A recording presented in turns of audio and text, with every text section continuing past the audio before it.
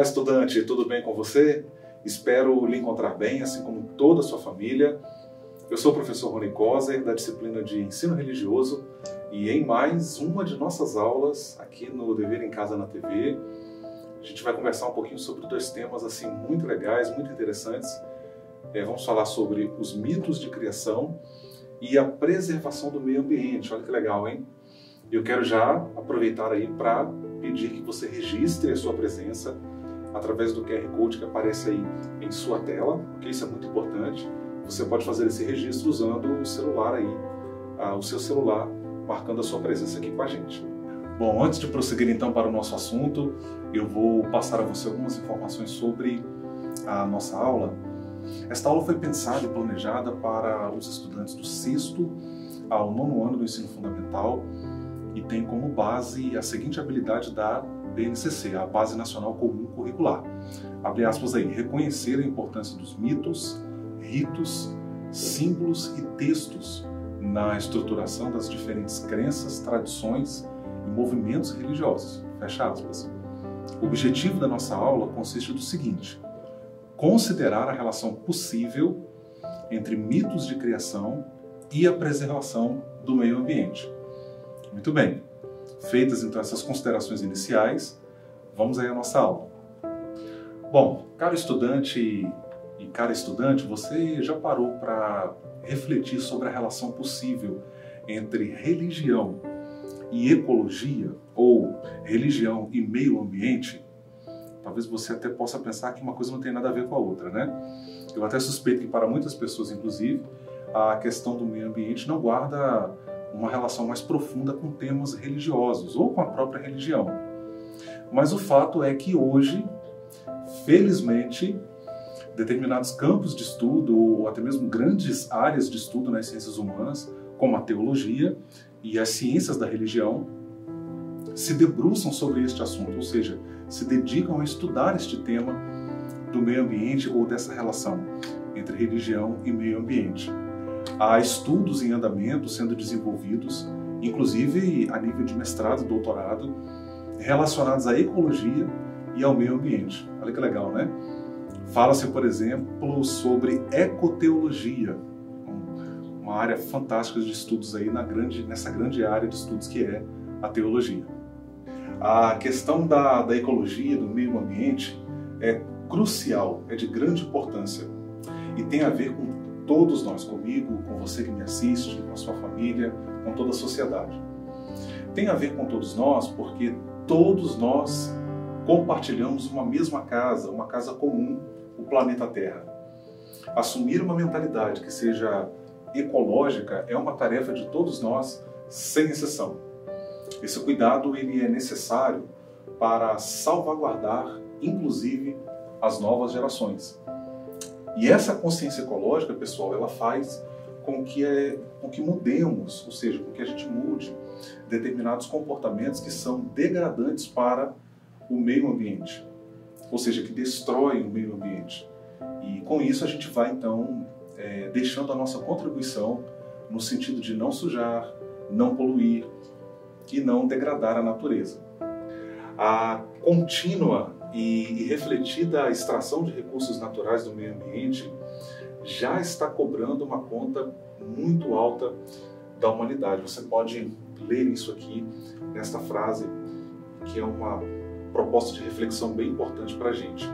Já enfrentamos problemas gravíssimos que são decorrentes da exploração indevida dos recursos naturais. Nós podemos aqui citar diversos exemplos dessa degradação. Vou destacar pelo menos um. Você já ouviu a palavra desertificação? Bom, para falar sobre esse fenômeno que decorre em grande medida da exploração indevida dos recursos naturais, eu convidei uma querida colega de trabalho aqui do Centro de Mídias, a professora Ellen, da área de Geografia, que vai nos explicar um pouco melhor o que é isso. Nada melhor do que alguém da área para nos trazer mais detalhes a respeito, não é verdade? Professora Ellen, que alegria ter você aqui com a gente, viu? Muito obrigado pela gentileza de atender o nosso convite e trazer aqui sua valiosa contribuição para a nossa aula de ensino religioso. Que legal esse diálogo, né?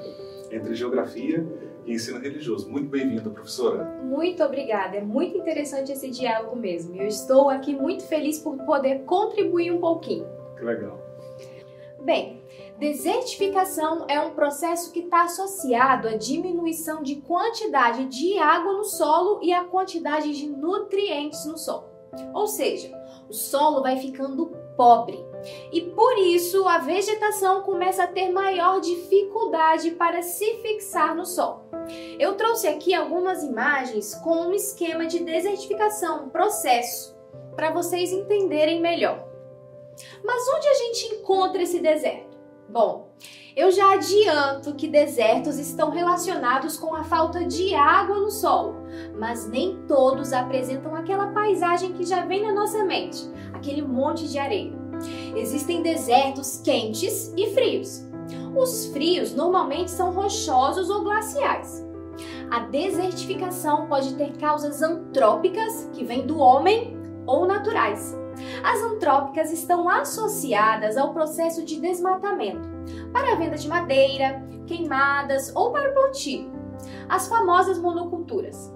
E aí, essas plantações vão consumindo os nutrientes e é normal que depois da colheita haja uma limpeza do solo e não ocorre uma reposição desses nutrientes, deixando o solo cada vez mais pobre até passar pelo processo de desertificação, onde o solo fica arenoso. E as causas naturais? Estão relacionadas às mudanças climáticas. Vou te dar um exemplo. Você aí já ouviu falar em rios voadores? As florestas fazem uma grande evaporação e jogam muitas gotículas de água para o céu.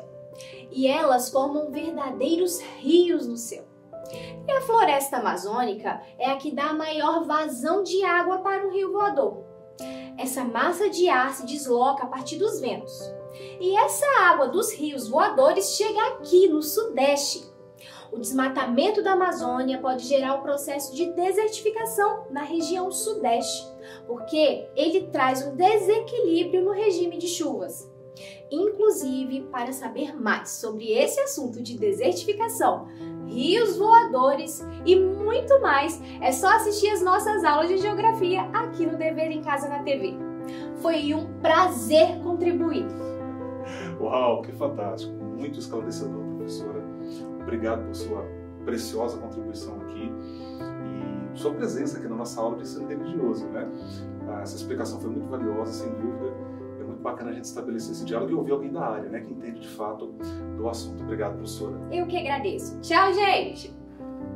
Muito legal, não? Bom, agora que nós entendemos o que é a desertificação, vamos considerar, então, o significado da palavra mito. Lembrando que é também um dos nossos assuntos aqui na nossa aula de hoje. É uma palavra-chave nessa aula.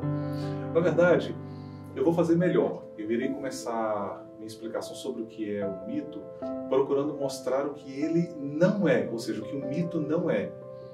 E o que o mito nas religiões não é.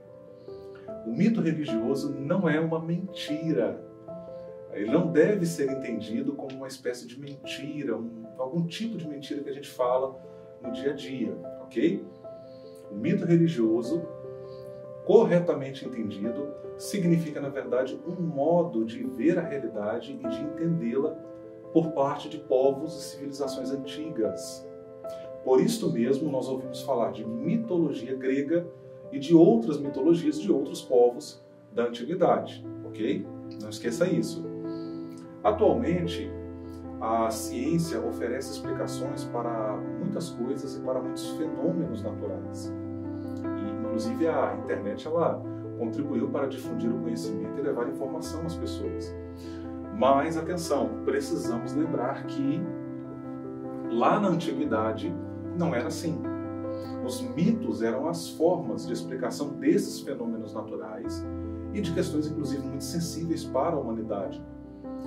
Questões como a origem dos seres humanos, da vida, da origem do próprio planeta Terra e do universo são explicados através dos mitos religiosos. E aí a gente vê a importância, inclusive, desses mitos para esses povos antigos e, por conseguinte, para as religiões, né?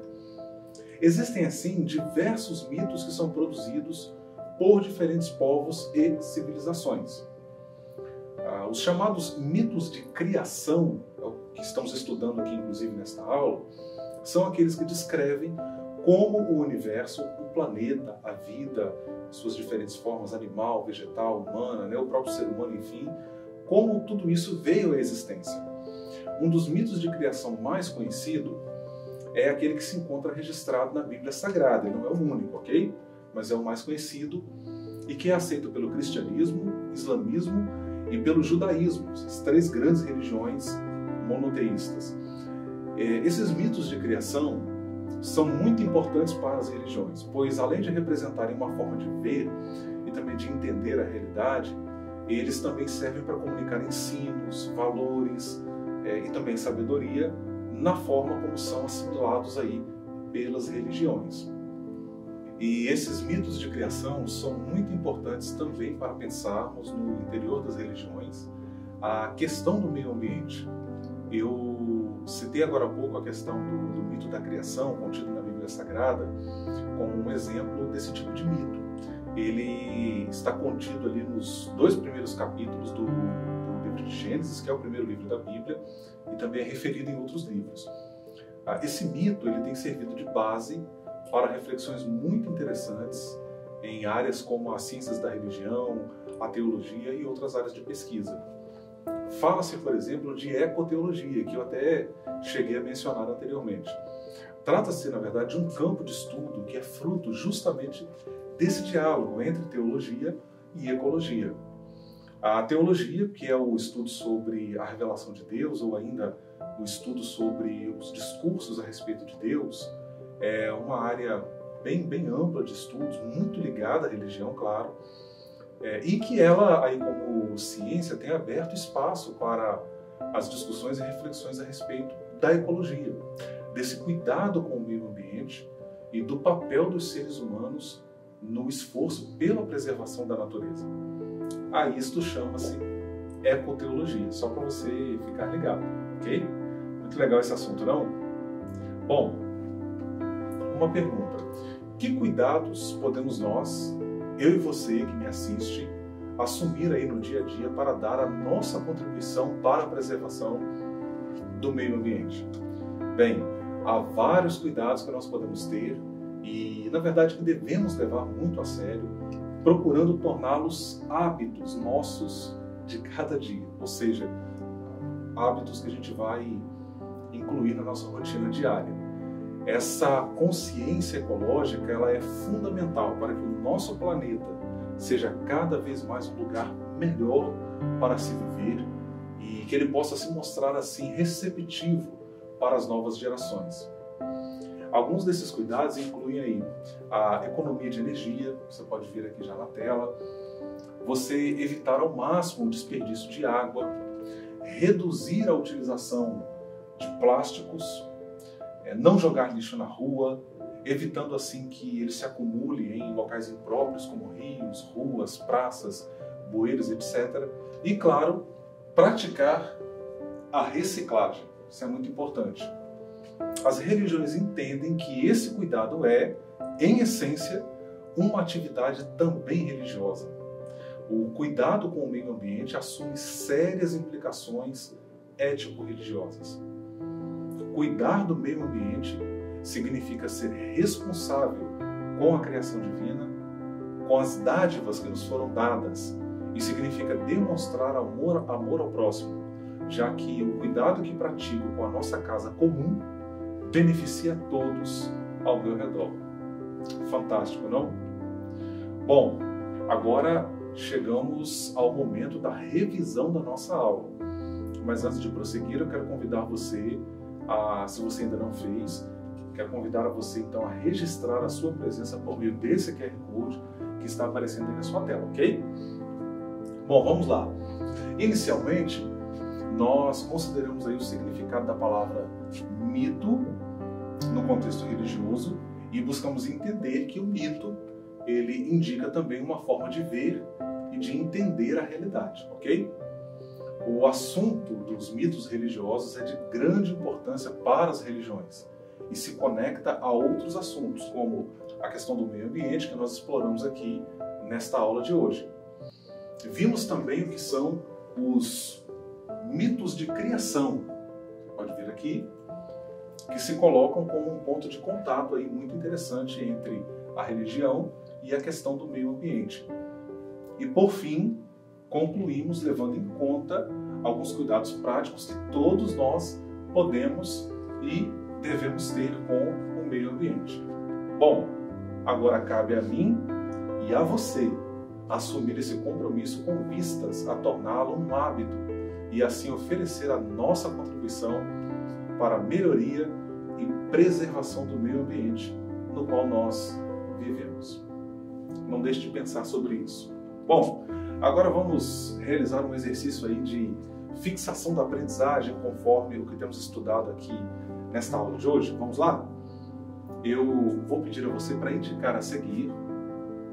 Você já pode ver as frases aqui na tela. Vou pedir que você indique as afirmativas a seguir, que são verdadeiras, e aquelas que são falsas, ok? Então, primeiro eu vou ler e você de casa vai identificando as verdadeiras e as falsas. A primeira: o mito religioso se confunde com uma mentira. A frase B: o mito religioso implica uma forma de ver e compreender a realidade. Depois a afirmativa C: os mitos de criação e a questão do meio ambiente são dois assuntos correlatos, ou seja, conectados, interligados. E a alternativa, a frase D, a afirmativa D, podemos e devemos assumir determinados cuidados com o meio ambiente. Bom, nós vamos deixar na tela para você aqui, durante 30 segundos, aí um contador, é o tempo que você tem para ponderar nessas questões, tudo bem? Vamos lá? Contando, hein?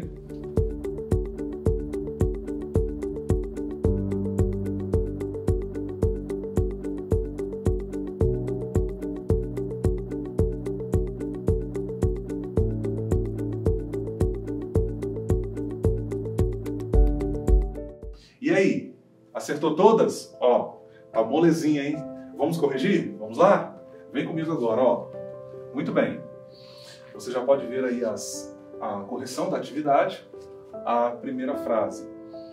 A opção, a afirmativa A, ela é falsa porque mito religioso não deve ser confundido com uma mentira, ok? Depois, a afirmativa B, ela é correta, ela é verdadeira, porque o mito religioso implica de fato uma forma de ver e compreender a realidade, como nós falamos aqui. Depois a afirmativa C, ela também é verdadeira, porque os mitos de criação e a questão do meio ambiente são dois assuntos que estão interligados, que estão conectados. E por fim, nós temos a afirmativa D, que também é verdadeira, porque podemos e devemos assumir determinados cuidados com o meio ambiente. Olha, gente, nós somos parte de uma casa comum, que é compartilhada por todos nós, por nossos filhos, e que precisará estar arrumada para receber as novas gerações. Ok?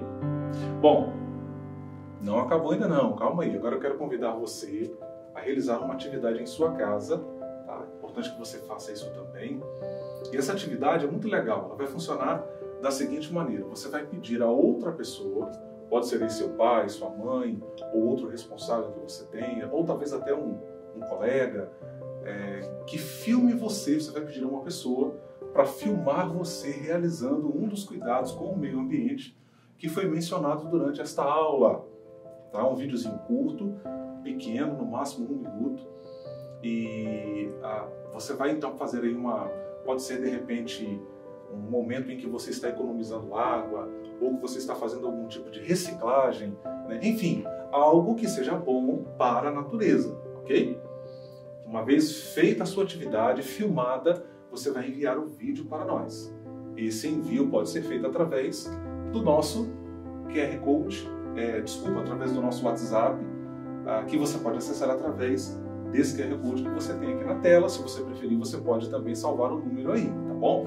O DDD 27, o número é 99 66 101 43. Fácil de gravar, né? 99 66 101 43. E, como disse antes, você pode acessar também pelo QR Code que aparece aqui na tela para você. Manda para a gente que a gente vai olhar, vamos corrigir com muito carinho, tá bom? Muito bom, chegamos então ao final desta aula. Eu quero aqui reforçar a você o meu agradecimento pela sua valiosíssima presença aqui na nossa aula, aqui estudando com a gente ensino religioso. Não deixe de seguir as nossas redes sociais, Facebook, Instagram, lá no @Dever em Casa na TV, e também não deixe de visitar, acessar o nosso site, o tvdeverencasa.com.br. Lá você tem toda a nossa programação, você pode ver e rever, inclusive, as aulas que são exibidas aqui no canal. Assim, eu gosto sempre de dizer para você que nos acompanha aí da sua casa, não deixe de continuar pesquisando os assuntos que a gente traz para você aqui. Pesquise, leia, vá para a internet, vá para os livros e assim você vai ampliando o seu conhecimento dos assuntos. Bom, concluo dizendo, lembrando aí você como sempre, mesmo distantes, nós estamos juntos. Um grande abraço a você.